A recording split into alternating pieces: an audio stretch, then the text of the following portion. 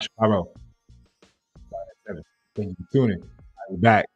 A little bit technical difficulty there. So first broadcast from the new location. Um, appreciate you, Lee. Thanks for pointing that out. It does it does feel a little better now that you click the right buttons, right? Now the sound should be coming through. Give me a thumbs up if that's the case.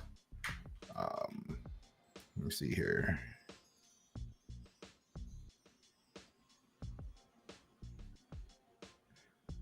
But we're gonna get into it. Give me one moment.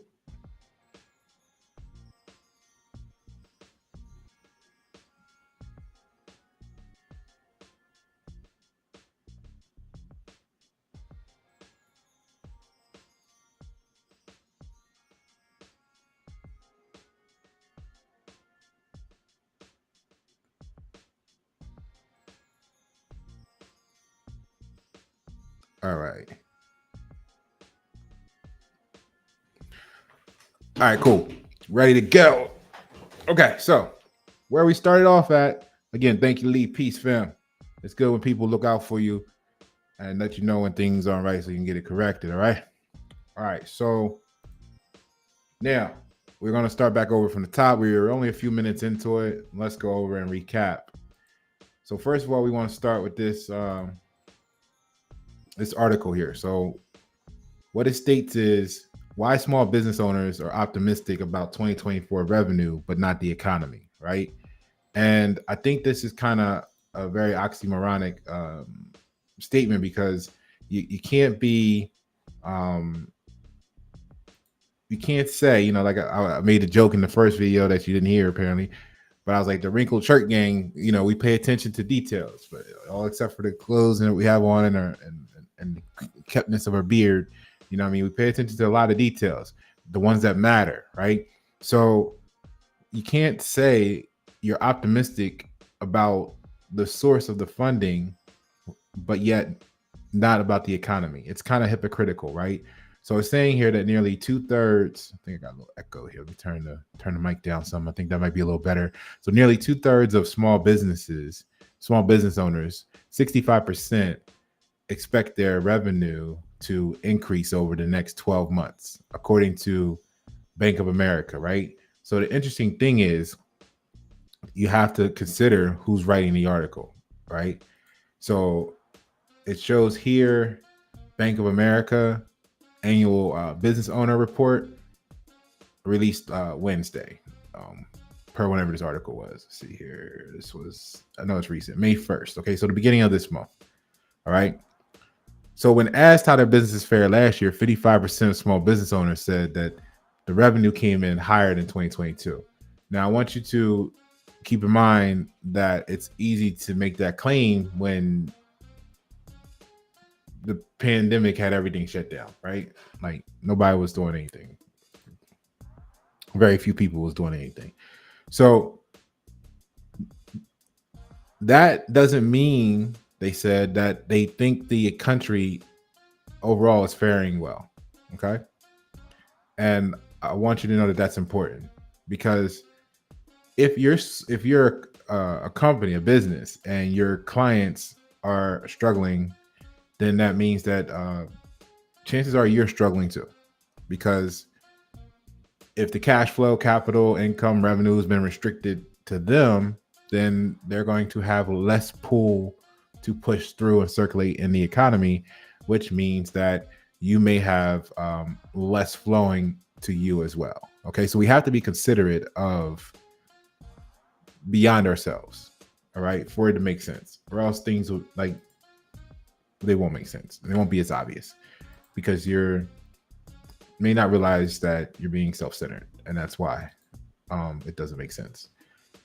So let's get into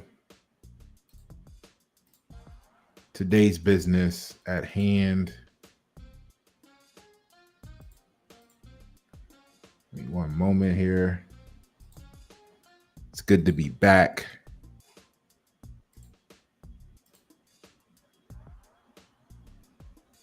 All right. So what we want to get into today is we want to look at CRMs, okay? Because CRMs actually appear to be really good. They appear to be really beneficial. And again, like I said, for those just joining, uh, shout out for Lee. Uh, he was able to connect me with the comments and the messages and let me know that the audio wasn't coming through. So we are starting the video over as we were only a few minutes into it, so that you guys can make sure you get the information. And I appreciate people like him that let you know when things aren't right. So thank you, Lee. All right, so CRMs, right? Because how do you want to become a competitive edge or become a competitive in the market that you're in? A lot of people turn to tools, okay? But the issue with the CRM tool is that if we were to get rid of it, here's what would happen. We would probably experience some better personal interactions. You will most likely have less privacy concerns. Generally speaking, there'd be less manipulation, and overall, probably be the greatest period of trust since social distancing, right? So, why is that? It's because, well, the way social or CRM is set up to is not okay. So here's where I got, as you see scrolling below. Entrepreneurs' opportunities begin with the creation of new and improved products and services. What we know is that there is a stagnation of new ideas, right? You know what I mean? Cuzzo's got chicken and waffles. So do bozos. You know what I mean? So do McDonald's great come out with chicken and waffles. Everybody's got chicken and waffles. The question is, what makes your chicken and waffles better? And then at that point, you start running out of things to say that makes your chicken and waffles better. So then you start to say, but our relationship is best. But our relationship is the healthiest for you. But me and you being connected is what it's all about, right? Because you don't ran out all the other descriptions to say why your product is better. So now you just gotta go, our relationship is what makes it best. All right. And this is where CRM comes into play, especially on large corporations, because now many companies are focusing on the relationship as a product or service. I like to look at it as the illusion of feeling like the company knows you and appreciates you. And it feels great. You get these little things sometimes until you reach the point where you feel like your phone is spying on you. And then you become concerned. All right. So all things that are not genuine at some point begin to feel abusive. Can we agree with that? Right? All right. All right. Thanks, Lisa. I got the hot mic now. Okay, we in business. I appreciate that. All right. So with that being said, right, this is what the companies are doing. This is what happens when companies prioritize relationships over their, I use the word genuineness or genuine. Most of society is going to call it authentic. Go check the video that actually defines the difference for you on YNet 7. But when the companies prioritize relationships over actually coming up with new products and inventions, this is where we wind up, okay, as a society.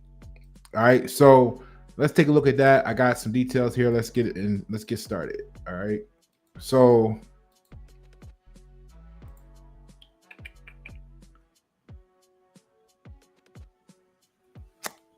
CRM, right?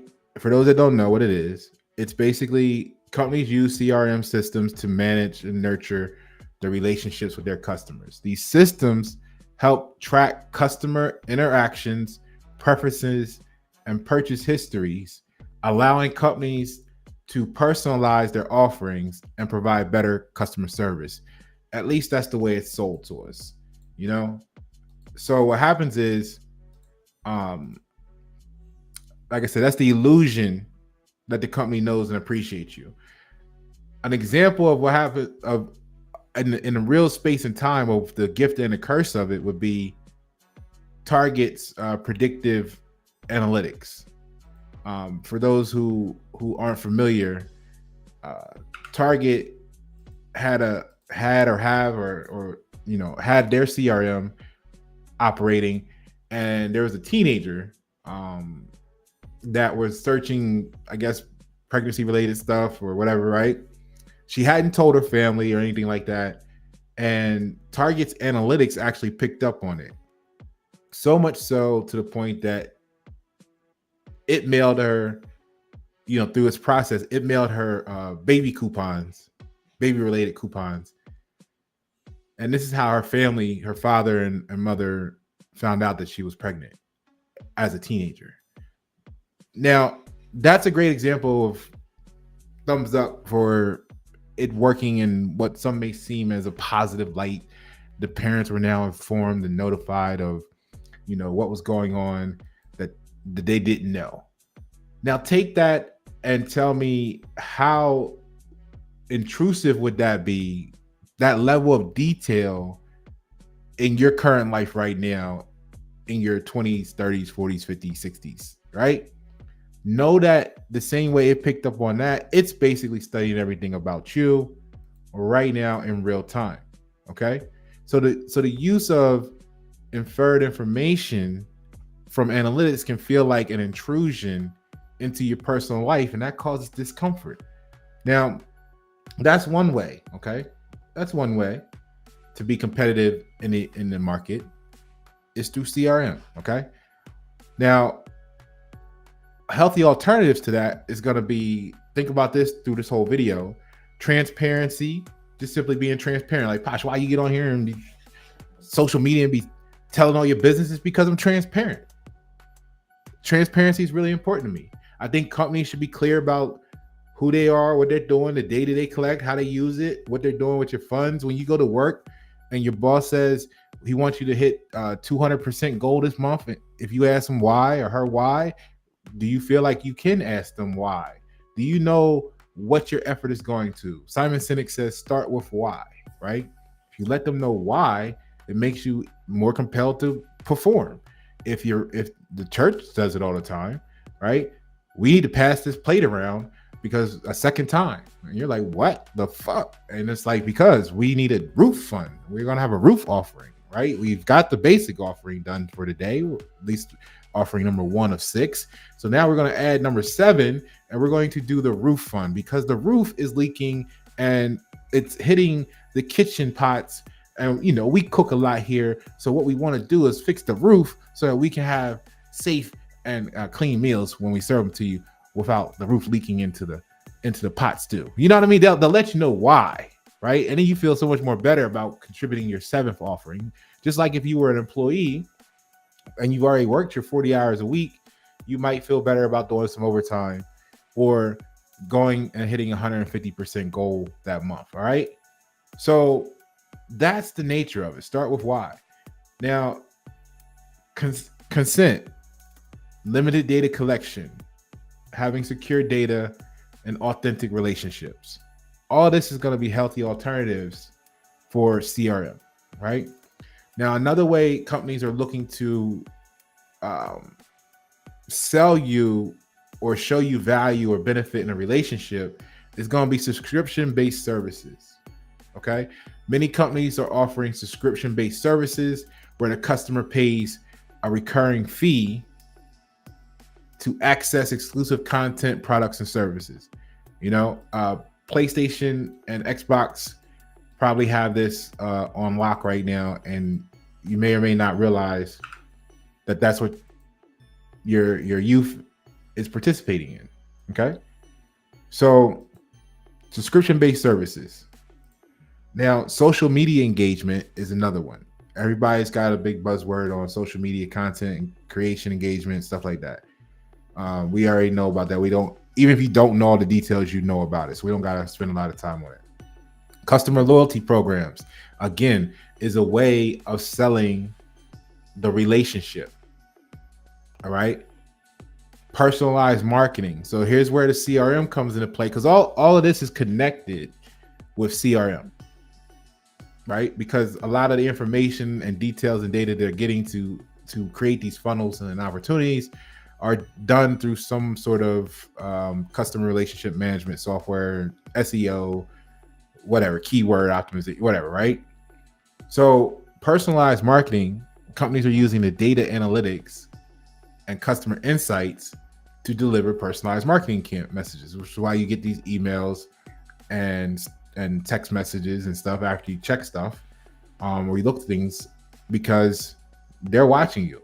And then about, you've seen the videos, you probably had the conversations with friends and family, you're talking about socks, and then later on that evening you get a promotion for buy 2 pair of socks, get 1 free. And it's only because it heard you. You didn't even search it. It actually heard you speaking to your coworker or your family member in the car while you're traveling, talking about socks, and it solicits you the offer on socks. That's personalized marketing connected with the CRM and the all-seeing eye and hearing of Echelon network.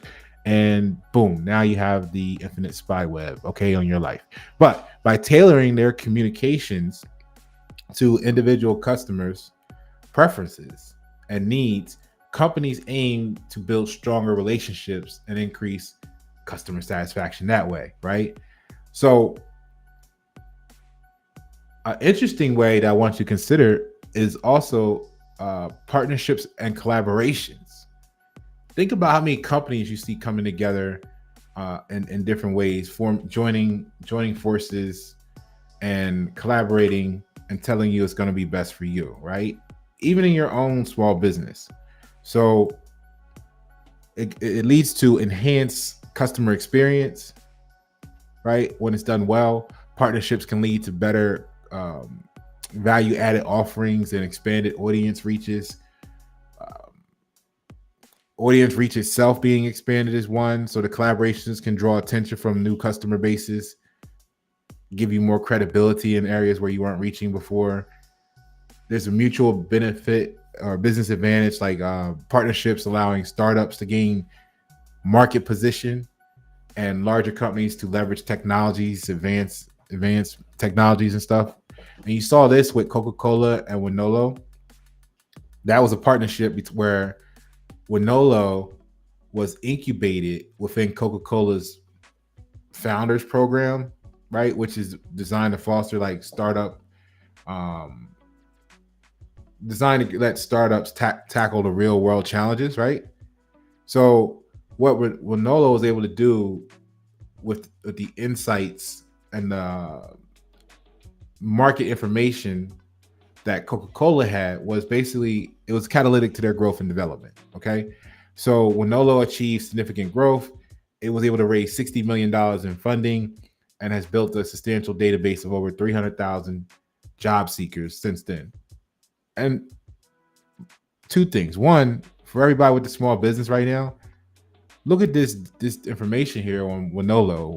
When you go check it out, they have 65 employees approximately, at least per this information, across the United States, and 70 across the Philippines and Vietnam. So what's that? Roughly 130, 140, 150 people, right?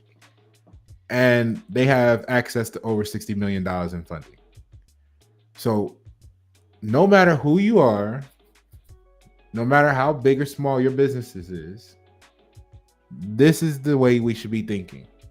All right. You can have a few people and you can have flow coming through your business and brand of $60, $100 million if and when we start doing this right. All right. So companies can actually come together, create collaborations, and do better than just take photos for Facebook. Okay. We can actually build stuff through our collaborations. So innovations and fresh perspectives come from collaboration. And I want to emphasize the power there, because a lot of the reason why the state of the nation, whether you believe it's the United States or it's America, a lot of the reason why the issues we're facing today is because there was a period not too long ago where America didn't value America.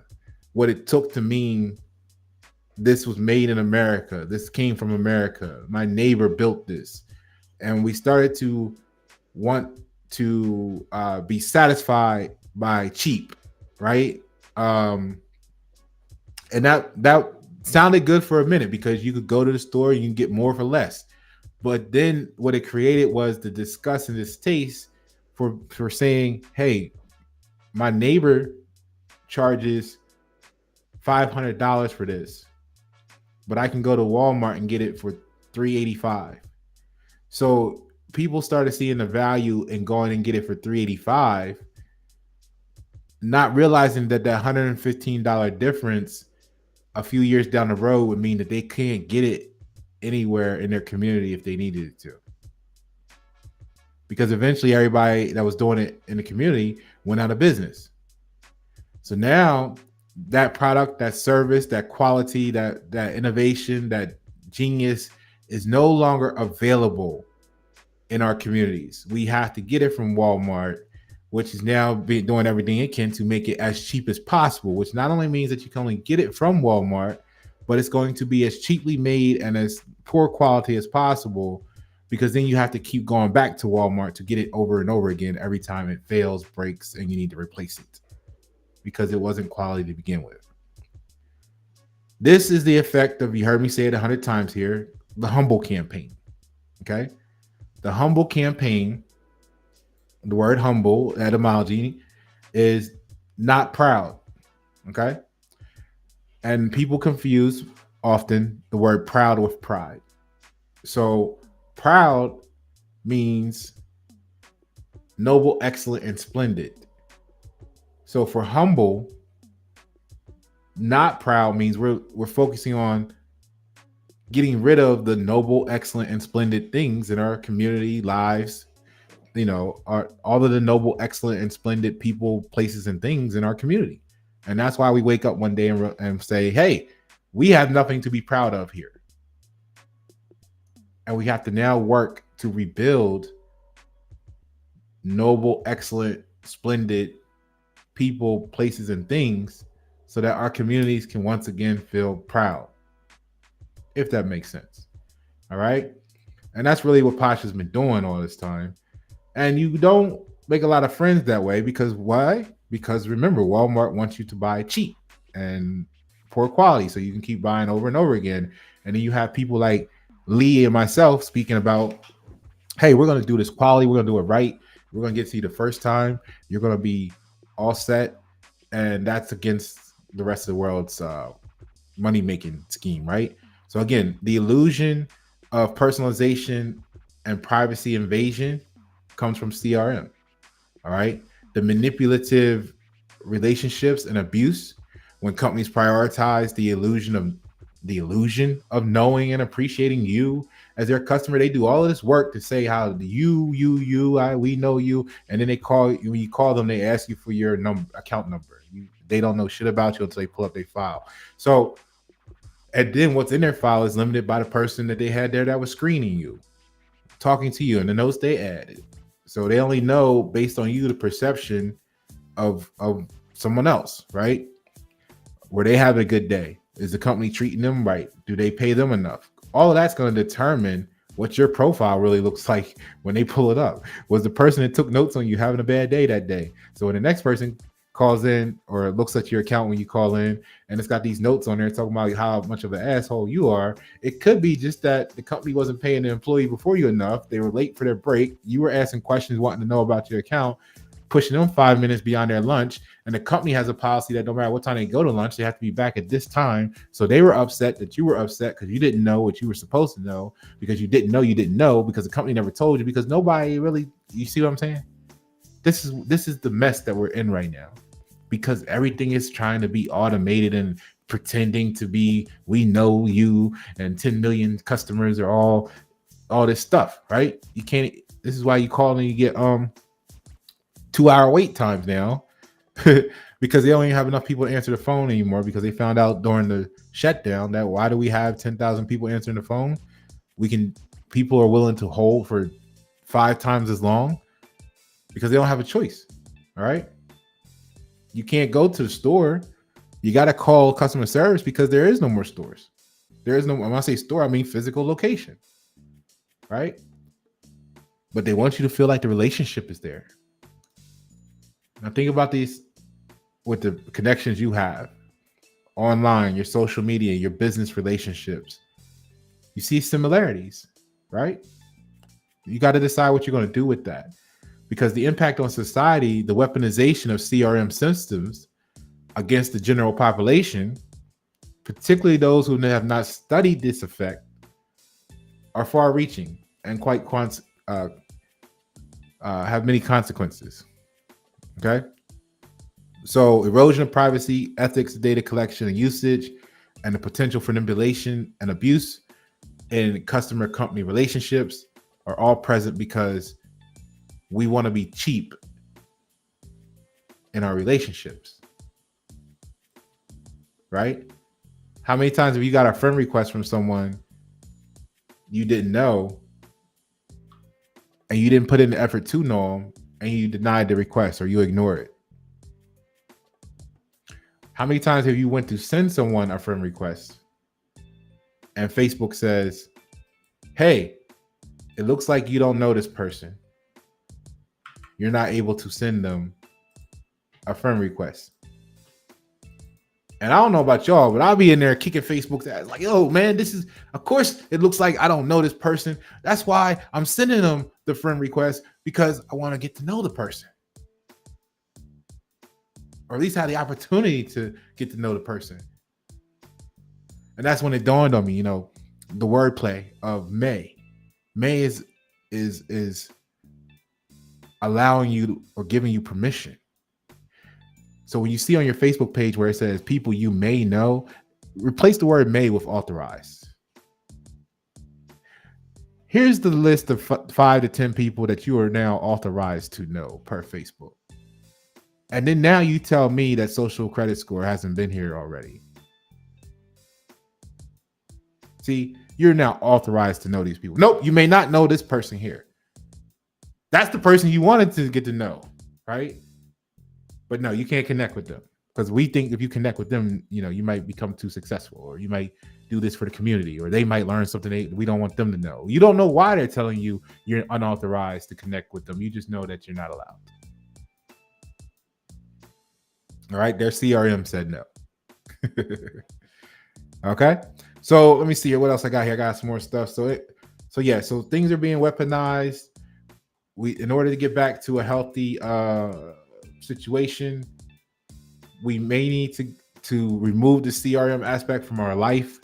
A lot of people don't realize that they're doing the same thing in the real world, because many people don't get that what's done online actually controls the real world. Meaning, when they tell you they're not going to allow your post in a group, and they give you these fake reasons why, because they just don't like you, and they tell you your post isn't allowed because it said this or did that when it didn't. They just hit the button and it's a generic response. This is what people do in the real world. When the fake news was an issue, you had people before talk about, where'd you get that? The internet? And it's like, don't you know the internet is like the library? So you didn't go to a library when you were a kid, younger, back in the day, whatever it was, when libraries were the thing.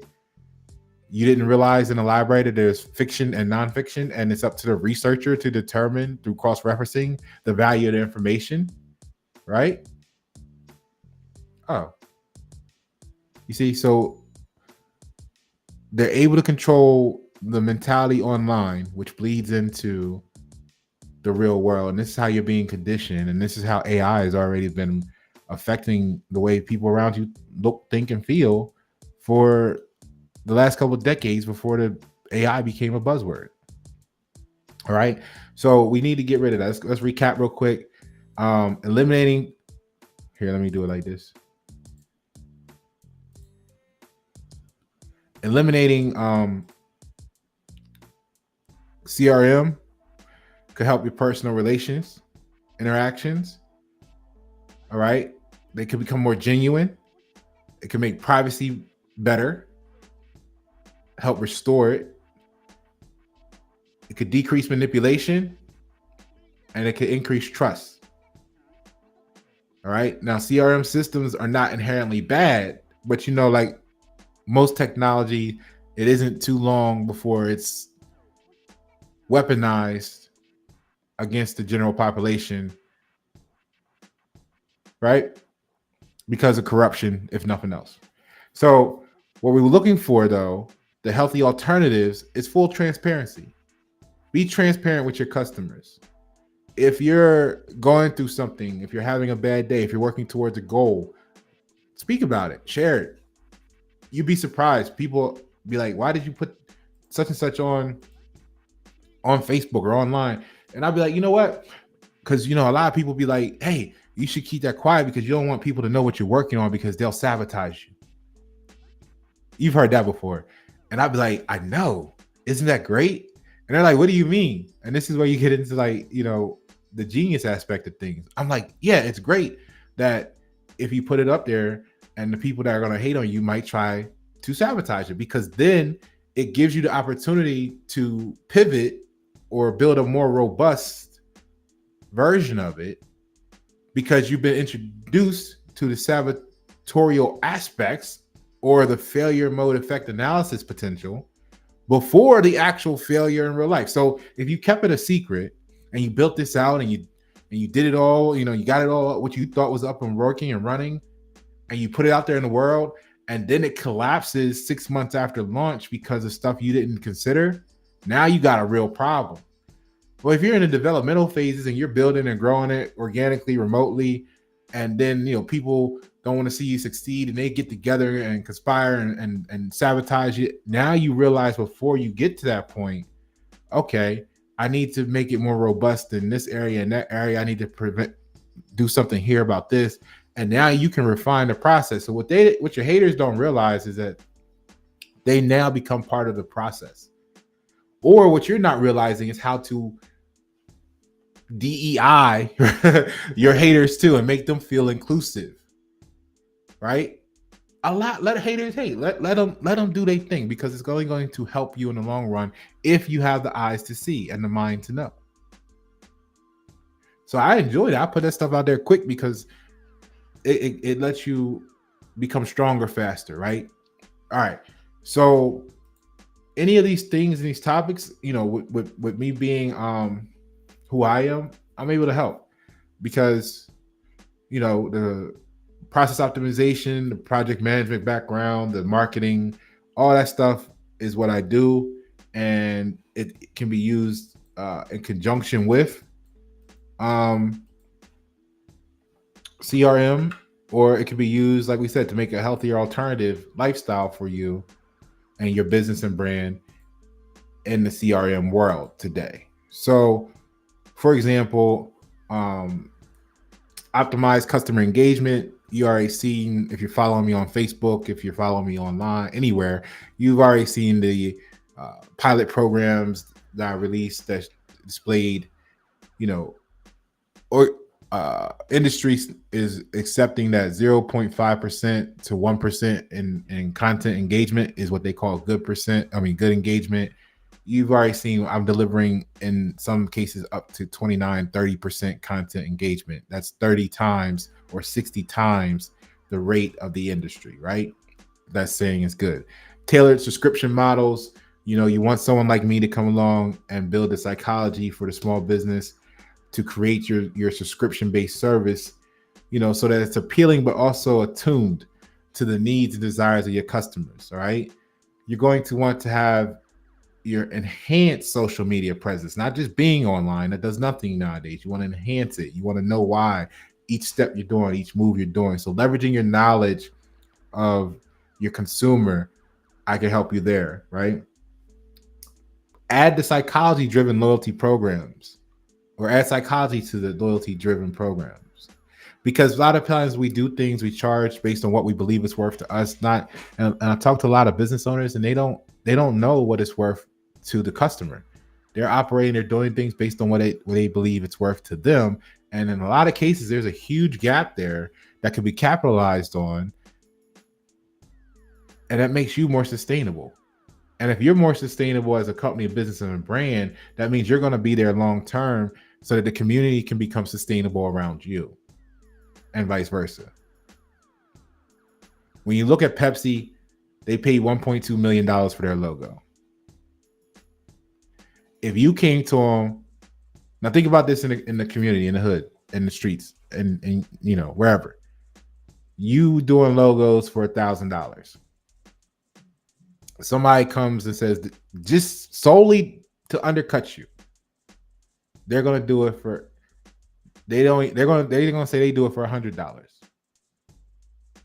right? And you're gonna have these certain mentalities go run and get the $100 logo, and then, like we said about the Walmart, they'll be back next year to get another $100 logo because they'll feel like they need to change it. It's not right, something, and then they do that 10 years, and next thing you know, they spent $1,000, probably a little bit more because it goes up each time. So maybe they spent $1,500 over 10 years. But meanwhile, the person spent $1,000, their logo lasts a lifetime, right? If you went to Pepsi and said, "Hey, I'll do your logo," Pepsi spent $1.2 million. If you went to Pepsi and said, "We'll do your logo for $50,000," they wouldn't even entertain you because Pepsi's investing in risk mitigation. They know they're going to pay more to get it done right, and they don't want the confusion of having multiple, logo changes on their soda cans while they're trying to build and grow and maintain the audience. But you got to know that as a business owner, who is your audience? Are you looking to build? Are you looking to build and support people who are conscious of that and know what they're doing and know who they're going, that certain level of consciousness and knowledge of what's going on? Or are you servicing people who don't know, who haven't reached that maturity yet? All right. So personalized marketing strategies, if you're looking at developing them, I'm your guy. I got people in the network that actually, let's say, produces all this stuff physically, like maybe I know someone right now I can connect you with that does mailings, postcards. Brian, we can work together in collaboration. There go that word again. Excuse me. And collab and develop the psychology, and then bring Brian in to actually produce the tangible products and put them in the mail and provide that service. See, that's why I built my network. I'm not out here competing. I'm collaborating. And, you see me, we up and down, we take falls and we climb up fast. But that's why, because when they see you doing what you do this way, and it's not the way they do it, you're a threat to them. So I want you to become more threatening. All right. I want to help you become more of a threat, because that sounds crazy, but in the hindsight, what do they say? Oh, the product was so successful because it was disruptive. See, if you're not being disruptive, that means you haven't innovated nothing. You haven't created nothing new. You're just modifying what already exists. So let's get our minds together, our brainstorming, our power, our energy, and let's become disruptive. Okay? More disruptive. Let's increase the disruption. All right? Matter of fact, you should disrupt 10 people's day to day with this video, by sharing the link. Okay? Because strategic partnerships and collaborations, your role in facilitating that can help small businesses gain market position and leverage even technological advances. So you can guide them in selecting partners that align. I can help with that. Innovative branding and marketing, you already know we do that here, Pasha Paro. And access to new audiences, we talked about that earlier. Cost-effective growth, right? Overall, building brand trust, making you the center of the know, like, and trust world. All right. So you see my resume there. A lot of people are fans of putting up these little certificates and tell you I graduated from such and such, and I laugh at that because to me, what it tells me is that you paid someone 30, 40, 50, 120,000 a year for confidence. And you still don't know what you're doing in many cases. And you still going to go somewhere and start a job and have to be trained. And it's interesting that people do that. Now I'm not, go check the video I did on it by the IP factor, making you a product of the institution that you came from, and that's what the companies are buying, not you. But I'm a fan of getting paid to learn versus paying to say I learned. And when you look at my background, I learned that powerful companies spend billions of dollars on information, and I can go in and learn it all, or as much as possible in the time period I'm there, while getting paid to learn. So those people that had their nose up in the air against us that don't have degrees, or I've accomplished everything they did and more, and they can claim the fame that they spent $400,000 on education, but I got billions of dollars worth of knowledge that they don't have. All right, so work with me, because you'll get billions of dollars of added value, or you can get someone who, well, they can show you a certificate. All right, so Pasha Pavo, remember the buzzword for the day this week is disruptive. Send this video around. Let's disrupt people, because disruption is innovation. Thank you for tuning in. Enjoy.